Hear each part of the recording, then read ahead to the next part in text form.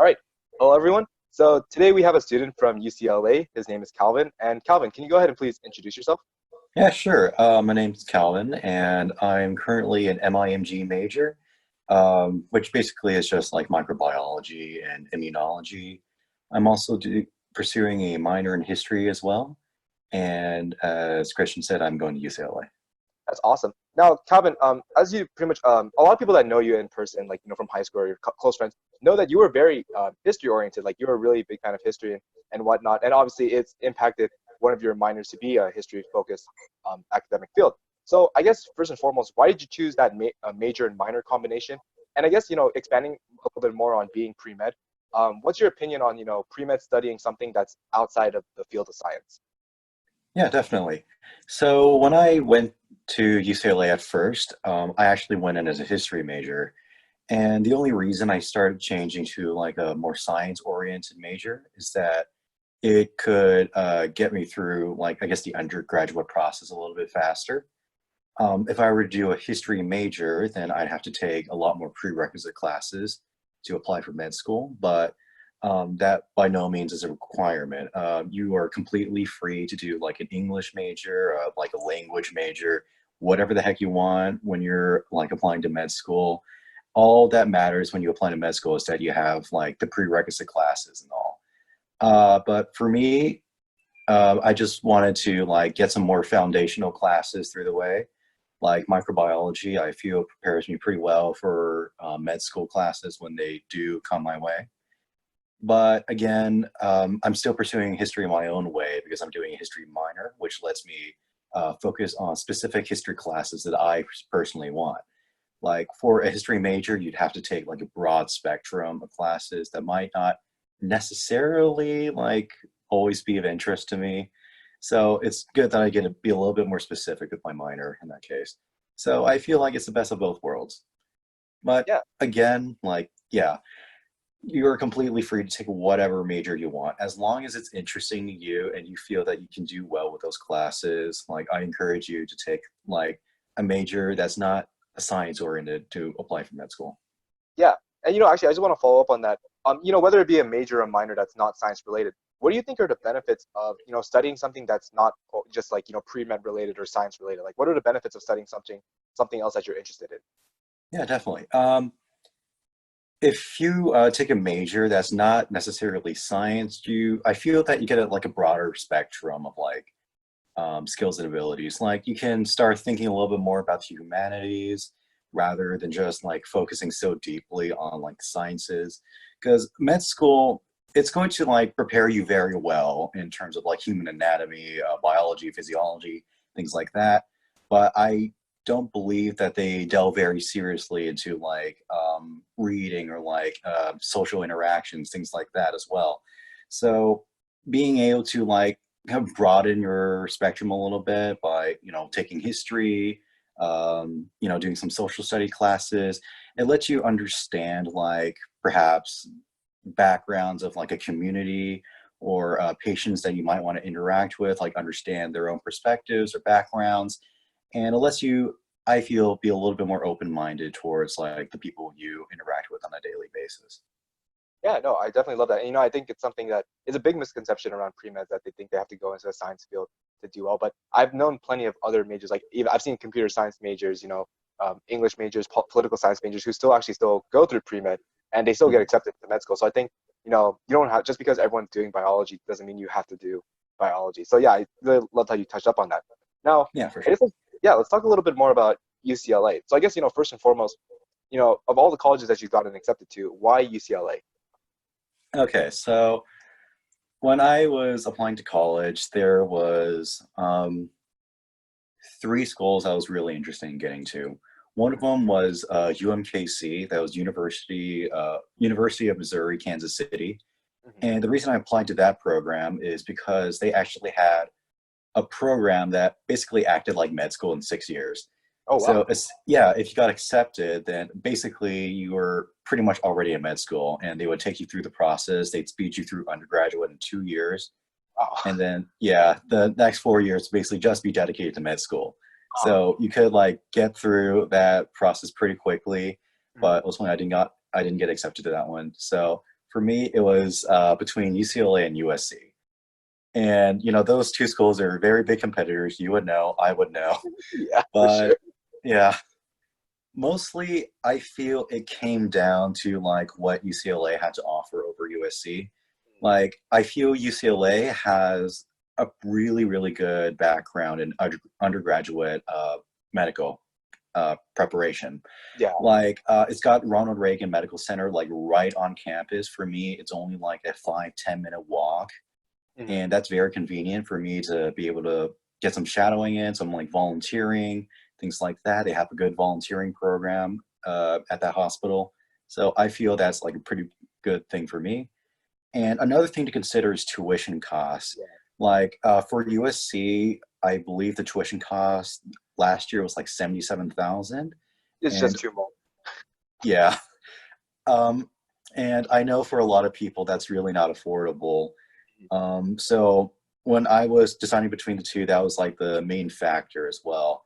So for UCLA, for me, it just felt like a much more affordable option. And in terms of like preparing for medicine, a little bit more reasonable as well for the cost that that my family would be paying for undergraduate. Yeah, no, and I definitely agree with you. I mean, obviously, USC and UCLA being rivals, obviously, we'd bash on each other every now and then, but I have to agree with you on that. UCLA is really known for their medical school program. It's Mhm. been pretty renowned. It's one of the top in the programs. And while USC does have like the Keck School of Medicine, that's still pretty good. UCLA has had that been a lot more solidified. But regardless of the opportunities you have, because you'll still get opportunities whether you go to UCLA or USC, shadowing or whatnot. I definitely agree with you on the fact that it comes down to tuition. Like I will be honest, USC is really expensive, and just recently Yeah. they've actually spiked up the tuition rate by about 3.5%. So unless you've gotten a good financial aid or a really good scholarship from the school, realistically, it'd be much more ideal to go into a public school like UCLA, which is a lot more affordable. And even though it is a larger school like class population, you have to think about it holistically. And for every single person, it differs. At least for you, like you mentioned, it was better. Like you would get the best overall experience for the price you were paying, as well as the different opportunities. And for me, it's obviously different factors that I personally relate to USC.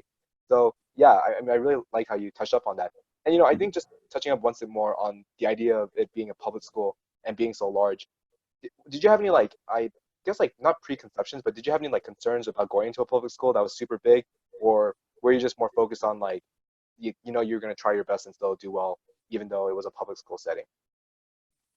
I'd say it was a little bit more of the latter. I guess the only real main concerns was like, I guess speaking of in terms of like a social background, like back in high school, I was like very introverted. It's like it's kind of hard for me to strike up conversation. So going to like a college where I didn't know anyone at all, and like trying to find, I guess, a group of people where I can relate to in the same way that like high school had for me, that was a little bit scary.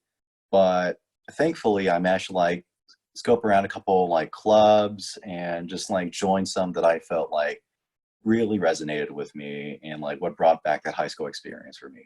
So yeah, even though like the classes, they are going to be a lot larger than what you have in high school. Um, I think it's completely within your power to like find your own background. Like for a public school, you are going to be thrust into like very large populations, right? But you Mhm. can always make a large population smaller. Yeah. It's just like finding your own community of people, and I think is most important. Yeah, and I definitely agree with you on that. I think, a lot of times when I hear high school students saying like, "Oh, public schools are too big, like there's too many people I have to compete with, blah blah blah."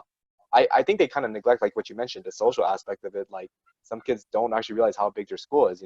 But I really like how you mentioned that, even though it's super large, narrowing it down to a group of people that you can relate to, that's what's important. It's what you make of it. You don't have to worry about every other factor. So yeah, I really appreciate you touching up on that. Mm. So I guess now, let's take a step back. Let's go back about a year or two from when we were seniors in high school, Gotcha. um, applying into the college application process. So, I guess just first and foremost, if you can briefly describe how you felt about the college application process. Yeah, did you want to just go ahead and describe how you felt about it? Just a summary of it. Yeah. I guess my first impression of it was that wow, this is a lot. It's very daunting. You've got to write a bunch of Mhm. essays. You're applying to like so many schools. For me, I think I did over like 10. Yeah, I did the same For thing. other people, like way over that as well. And it's like it's trying to come up with like that next step of like your educational like career. And for a lot of people, this is when they're like really start to get a lot more independent from their own parents. Yes. And yeah, I feel that like probably the most challenging thing was either letters of recommendation or writing essays. Hmm. Writing essays for me, it was kind of interesting. I kind of enjoyed the essay writing process Hmm. because it let me like express myself in different ways. Yeah. But at the same time, I was very frustrated by the word limit as well. Oh yeah, big time. Um, yeah, it's like I believe for your Common App, it's like 600 words. I'm not sure if they changed it Ru- by now. About 650 to 700 for this 650, yeah. for a personal statement. Yeah. Yeah, so at first it sounds like a lot of words, but then as soon as you start typing it down, you just realize how limited you are. Yeah. So I got really good at cutting down essays from that. But Mhm. um, yeah, it's a process that you're gonna have to get over. But I feel that like everyone has the capability to like express themselves in that matter.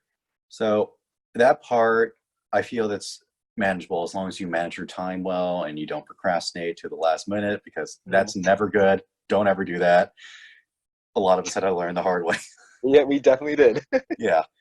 And in terms of letters of recommendation, this is something that is really, I guess, kind of scary for some students too, because a lot of people don't feel very comfortable talking to their teachers like Mhm. on a regular basis, right? I get they just don't really have that same relationship with like friends and stuff. It's like not quite sure how to describe it, but like some people, they're just not comfortable with talking to teachers at all, and for Yeah. them, like trying to build that relationship early on to talk to teachers is kind of is scary for them, and a lot of people don't start until it's a little bit too late for them, and then they might not get the results that they want. Like, so for that, I would recommend that you I guess just like start getting to know your teachers. Like make sure you put in a lot of effort when you do your assignments. Your teachers will definitely notice. Like teachers legitimately care about your learning and they recognize effort when they see it. So that's I feel that's the first step to like getting teachers to like know you. Um, I guess be very active and participating in classes. If you have a club and that teacher is your advisor, make sure to like you got to interact with them as well. That's another way for them to get to know you outside of your own academics as well. So yeah, both of those parts pretty scary, but as long as you go into it with a mindset and kind of a game plan, I guess I think you can get through it. Yeah, no, I mean, with both those factors, I definitely agree with you. I think first and foremost, those essays, a lot of people they dread it because they're like, oh, there's so much work we have to do. But when you mentioned that you enjoy writing it because it is a lot different. Some people actually do enjoy it, and even though I found it personally a pain as well too, I found it to be a lot more interesting because I got to express myself in ways that wasn't like a formal English essay. I wasn't writing a research paper. I wasn't writing an Yeah, analysis on a book. I was writing about myself, and it was actually very personalized, and I could express those feelings. And I definitely agree with you when you speak down the fact that there is such a concise word limit that like you have to really cut things down and you're like, oh my gosh, I'm getting rid of sentences that I want to keep. But I definitely know that this is a true statement that definitely works because I've definitely seen one of your essays and I know that they're actually really amazing. And when you're speaking oh, from thank you. like when you're speaking personalized and from the heart, like it shows. And I think having gotten the pleasure to read your essays, it was definitely something reflective of that. And I agree with you on the letters of recommendation. I think it's because we have that kind of not a hierarchy, but like that difference between the teacher and the student. It's a little formal than we would like it to be.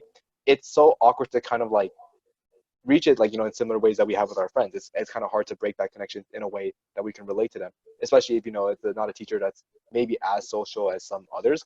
But Mhm. yeah, I think first and foremost it starts from participating in class, being a good student because they recognize students that do try hard, and then once you get into that, you kind of ease your way into it. The more you participate, the more you get comfortable with talking to them, and yeah, it develops like that. Yeah, and I think that was some really great, like a great summary. I think it covers on two aspects I think were really important for college apps. Mhm. So another thing I want to ask you about college applications is getting the knowledge and information about knowing how to process work. So if I'm not mistaken, I believe you're the eldest child in your family, correct? Yeah. All right. So I guess for you, you know, some people they get informations in different ways, whether it be through school resources, whether it be through family, upperclassmen, the internet. So I guess for you, what was your way of getting information about the entire college application process? Yeah, so for me, I was lucky to have a lot of resources on my hand. I've had a lot of cousins who managed to get through the college application process. Even though I'm the eldest in my family, I'm actually one of the youngest in my extended family. Okay. So I've had like cousins already go through like the UC system. I've had a cousin that actually already went to UCLA, and she's just a year above me. So I got a lot of resources from her, like Awesome. what they're looking for, things like that. And I'm also very lucky to have been a part of like the elite counseling system as well. I know a lot of people don't have like resources or no, they just don't have the money to afford that. But the counseling they provided was like very helpful for me to like know what schools I'm applying to. Like they helped read over my essays and like help, I guess, trim the fat, what they were looking for, what they weren't, things like that. So yeah, I do feel like I was very lucky to have like a lot of these resources on hand, and I know that a lot of people don't have those resources. So I'm grateful to have that. But at the same time, for those who don't have the same resources, I encourage you to always keep looking. The internet is a vast, amazing place, and it will always provide you with helpful people that can like give you tips or like ways and strategies to get through this application process. Always look to your counseling advisors at like school and stuff. Like I feel like that's a resource people don't take enough advantage of. Like I guess you kind of hear that blasted all around. It's like, oh, talk to your counselors and stuff. But legitimately, they do want to help. It's their job to like sit there and like talk through this college application process with you. So if like just I guess just pay them a visit whenever you can. And if you have any concerns about the process, never be afraid to like talk to them. Yeah, no, and I definitely agree with you on all that. There are some students who are more fortunate than others, and not, whether it's just your family or like the city that you grew up in.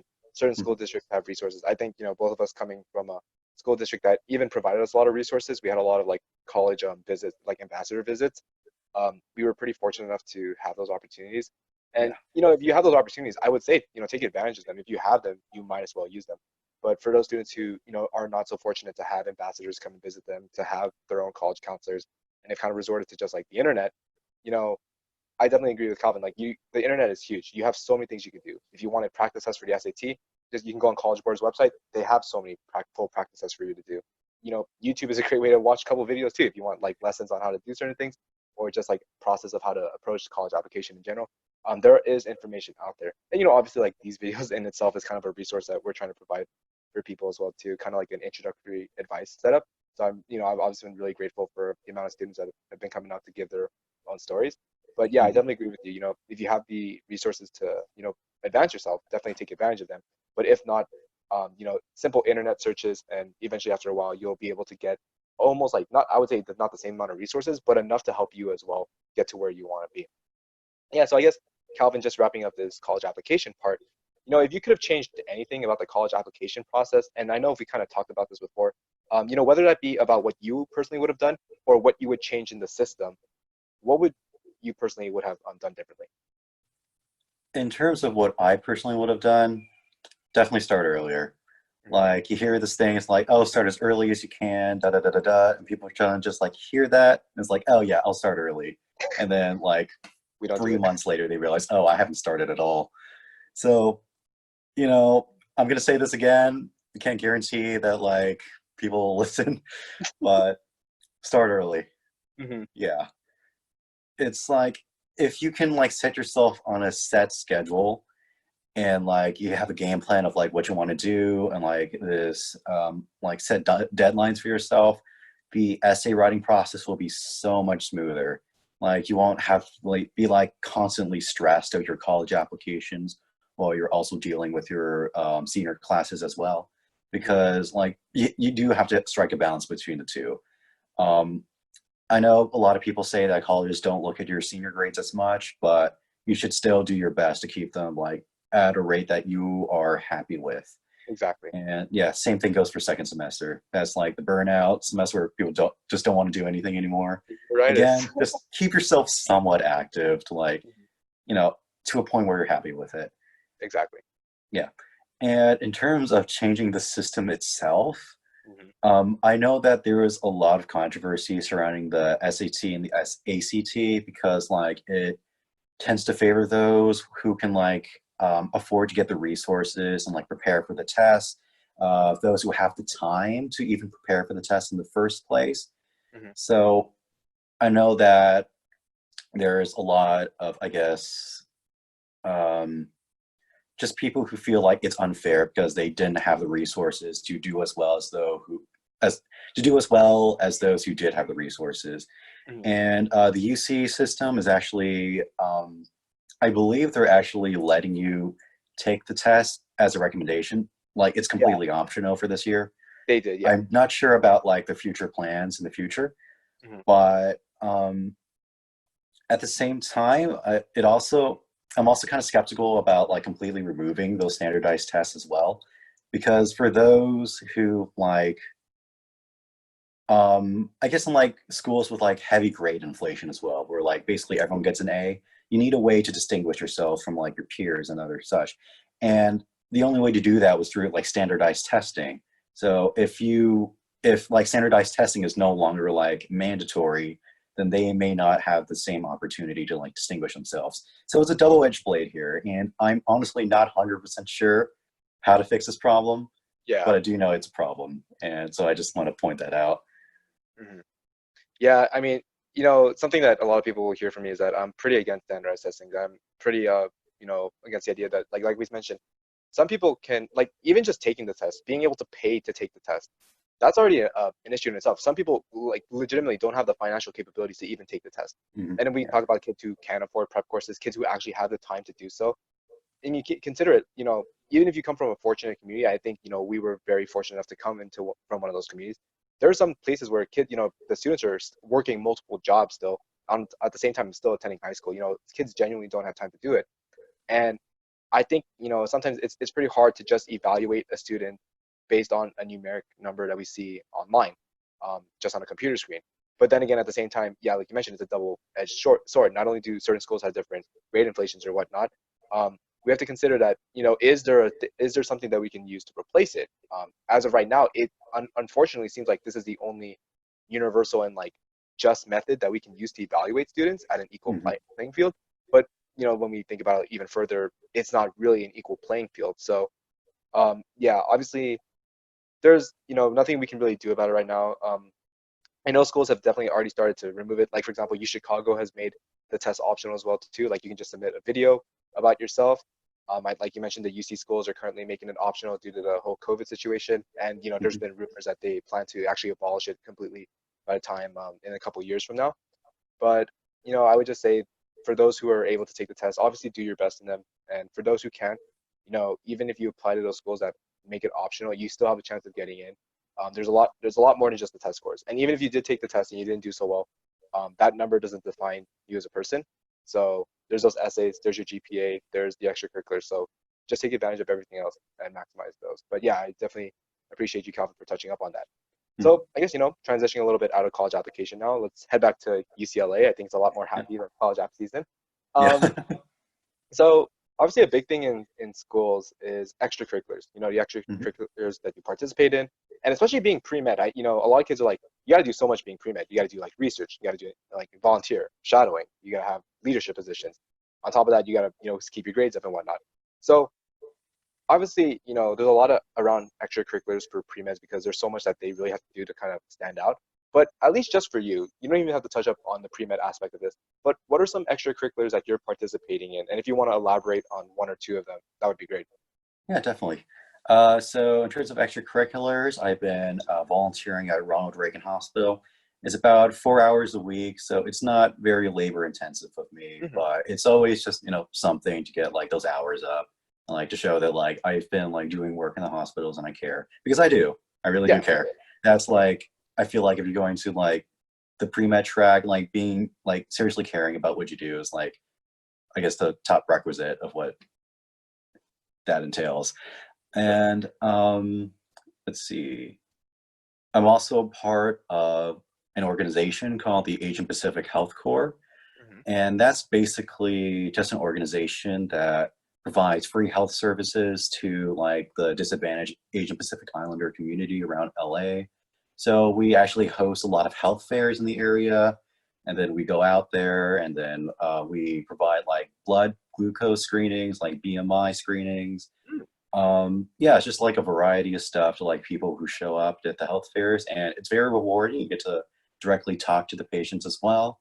That's awesome. And yeah, it's very good fun. And Asia Pacific Health Corps also does a lot of other stuff too. They like hold social, so you get to like meet up with friends and just like have fun. They also provide like a lot of professional developmental resources. Like they hold interview workshops, so like you can prepare yourself for like potential jobs or like med school applications. Like med school has its own interviewing system called the mini medical interview. I think, yeah, Yeah, something like that. So yeah. It's like very condensed versions of like interviews, and they give you a scenario, and then you have like a minute to like think about like the prompt you're given, and then like another couple minutes to like elaborate on your answer and things like that. So it's it's kind of a confusing process to someone who's not familiar with it, but they help you get familiar with it. yeah, So that's that's awesome. good. Yeah. And Asian Pacific Health Corps, let me see. It also has like um, a networking night. So basically, like towards the end of the year, they'll invite a bunch of health professionals over to UCLA, and then you have the opportunity to like interact with them, like talk with them, like about what their careers are, and like basically just to help you get a jump start in your own career when you like start applying to like med school and things like that. And it's not just like pre-med oriented. They also have a focus on like just general pre-health. It's like dentistry, nursing, things like that. So this is kind of sounding like an advertisement for APHC. Can be honest, it is. But Yeah, yeah, no, it's a good organization. I'm very proud of no, it. So no, yeah. and I know you're proud of it because I mean I think one thing I like to mention to people is that if you're gonna join an extracurricular, you gotta be passionate about it, whether that be in high Mhm. school or college. If you're not passionate about it, you won't show up to meetings, you won't commit to the event. You have to be really passionate about it. And I've seen it's obvious that you're super passionate about it. I've seen you on Facebook posting advertisements for it, promoting the thing. And when Mhm. you're that kind of person who really cares about it, you will like indirectly advertise it in a way. But it's not a problem as well too because you can see the passion obviously reflected in what you're saying. And I guess Calvin, if you actually could um, briefly like just mention this, you know, in pre-med, a lot of pre-meds think like there's a misconception that you got to be like work, work, work. You got to do everything for med school. How important is it to do something that's not just academic related or an extracurricular that's not so focused on just getting to med school, like having something that's for fun or something on the side still throughout college? Oh, for sure. Yeah. I'm a part of UCLA's Shenanigans Club, which is basically just like a comedy club. Uh-huh. It has nothing to do with medicine at all. Like if I put this in my applications, like I believe like no one's gonna like bat an eye. It's like, oh yeah, sure. But it's a lot of good fun. Like I get to write my own scripts. It like helps emulate that experience I got in speech and debate in high school. Mm. And it's just like a really good stress relief for me. So yeah, honestly, you don't have to do just like completely dedicate yourself to like these health extracurriculars. You deserve a lot of time to like be happy and just like do what you care about. So like just take a walk around campus, like whatever school you go to. A lot of schools organize like an activities fair where you can just like, I guess, sample the clubs that you're interested in. Just like take a look around. If you're interested, go ahead and join. Like it doesn't have to have anything to do with like your post grad like aspirations or like your career plans. Just as long as you're happy, that's fine. Like a lot of people forget about the mental health part in college, and like just you need to take good care of yourself during this time. This is probably the first time you're going to be like so independent by yourself, so it's a good time to like learn what you want to do and like what makes you happy. Yeah, and Calvin, I would argue laughter is known to be the best medicine. So I Yeah. guess your comedy club does have relation to pre-med. But yeah, no, I think it's so important. You know, whether just playing a sport too. A lot of kids, you know, they want to play a sport or continue playing what they've done in high school, even if it's not on a college team. You know, just have time to have fun. You know, you can play a video game every now and then. It's not a problem as long as you don't, dive yourself in a spiral of playing it over and over. Yeah. Calling out all you League of Legends players out there. But but yeah, no, I definitely agree with you. Take some time to have fun. You know, school's important, but it's not everything in the world. And I guess, Calvin, just to wrap up the entire video, if you could give advice to high school students, whether that be about college application process, the college lifestyle, or just life advice in general, what would you tell them? Mm, just do what makes you happy, honestly. Mhm. Like, I feel a lot of people kind of get roped up into like pre-med because their parents like are pressuring them to, and then like it has just like really good job security, things like that. You get high income. But a lot of the time see a lot of people like, I guess they don't necessarily like completely follow through the pre-med path because it's not what makes them happy. You're your own person. You define what makes you happy. You define what you want to do with your life because life is short. You deserve to like be able to like control it. Yeah. And um like just explore. College is a really good time to explore what makes you like, what makes you tick, what you want to focus on, things like that. um High school, enjoy the time you have in high school as well. I don't think you're ever going to get an experience that like mimics that as well. College is a lot more independent than high school. For a lot of classes, attendance is not mandatory. You should go to all your classes, Mhm. but I guess just the thought of you being able to like control your own schedule is a lot more liberating than high school. Because in high school you're stuck in all these classrooms from like Exactly. Yeah. 8 a.m. to like afternoon, and then that's just like a daily routine. But in college, you have the ability to set your own schedule. What times you want to wake up at, and what times you want to be done with the day at. And it's just college is that first step to becoming an independent adult. And I think for a lot of people, it's going to be like a really fun experience. Mhm. Yeah, no, I really appreciate all the advice you gave. And, I think especially, for high school, enjoy it while you can. You're never going to get experience like that. Like, even though it is like a routine schedule, there's nothing like it. And, a lot of us, we miss high school sometimes. I think, after a couple of months in college, I was like, man, I actually miss high school like a little bit because, as much as like it can be painful for some people academically or whatnot, it's very different from college. The entire vibe and everything that you do is Mhm. just so like, yeah, it's unique in its own way. And I think, obviously going back to the other topic you mentioned of doing what makes you happy. Yeah, a lot of people they're, especially I think it's safe to say, when we have those stereotypes about the Asian American community where everyone has to be like a doctor, engineer, or lawyer, those are true. I mean, you coming from what we know personally, I've seen a lot of friends of mine who have been subjected to like those similar stereotypes. And I would argue that if you're doing what you're passionate about, you don't have to worry about a job security. You don't have to worry about getting a good paying job or, having something that will give you that security because if you're really passionate about it, you will do well in it. And doing well in it will kind of like create the easiness of finding a job, create the ease of, getting a good income job. Because if you're really passionate about it, you will succeed in it. And the higher you succeed in it as a person, the better those extrinsic factors will play a role. So, as much as, it is true doctors, lawyers, and engineers will make a lot of money, you can still go into another random, so I don't want to call it any specific majors, but you can go into another major that maybe is Mhm. known to not make as much money, but still do really successful in it and could be just as successful, if not more, than people who went the conventional routes that they were kind of subjected into. But Yeah. yeah, so, I mean, just to wrap things up, obviously want to thank you so much, Calvin, for coming out to talk with us. We definitely appreciate you giving your honest response and everything. We Mhm. obviously hope that everyone gets a lot of information from it. And yeah, so thank you so much. Yeah, no problem.